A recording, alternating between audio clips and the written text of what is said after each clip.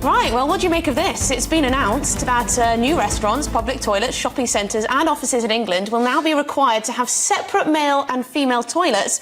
This is under new legislation being proposed by the government. So the law will affect new non-residential buildings as part of a push ending the rise of gender-neutral toilets. Well, joining us now to discuss the proposed new law is Fiona McAnana, who's Director of Campaigns at Sex Matters. Fiona, thank you very much. Great to have you on the show.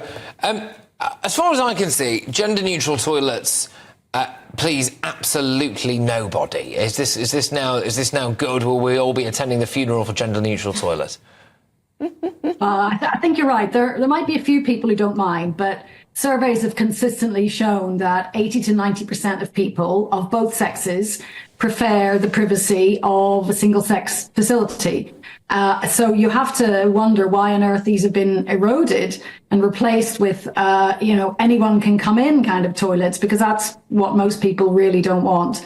I don't think we're saying get rid of gender neutral toilets completely. And by the way, when we say gender neutral, we really mean mixed sex, don't we? Yes. Yes. I think it's fine to have them as a third option, but what has tended to happen is that people have replaced either the women's toilets or both the men's and women's toilets with so-called usually the women's toilets, Fiona, isn't it? It's usually the women's toilets. But I guess the controversial element of this is the question of where do transgender men and transgender women go?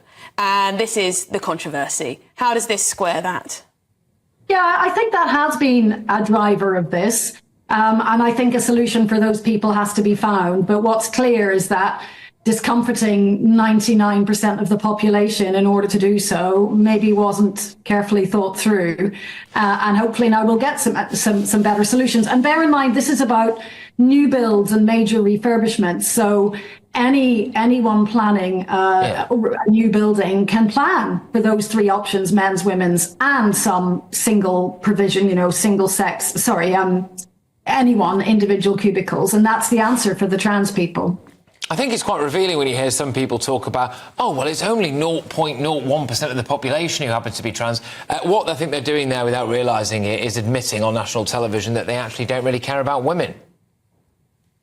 Yes, and I think it's useful to turn that on its head and say, why are we creating so much change and so much discomfort for so many people just to benefit a tiny minority? And I'm afraid I have to conclude it's because the people driving that tiny minority are male people. I don't think a tiny minority of women has that kind of influence. Fiona, is there any argument to say that perhaps this is state overreach, that people should be able to decide what the toilet arrangements in their business or office are? Yeah, I think it's a fair challenge. But on the other hand, when there's been such a push from one particular lobby group, and we know that it's not what most people want, I think it's quite helpful to just be reminded of something that we all took for granted for a long time. In other countries in the world, there are international agencies like the World Health Organization lobbying for single-sex toilets, and yet we are losing them.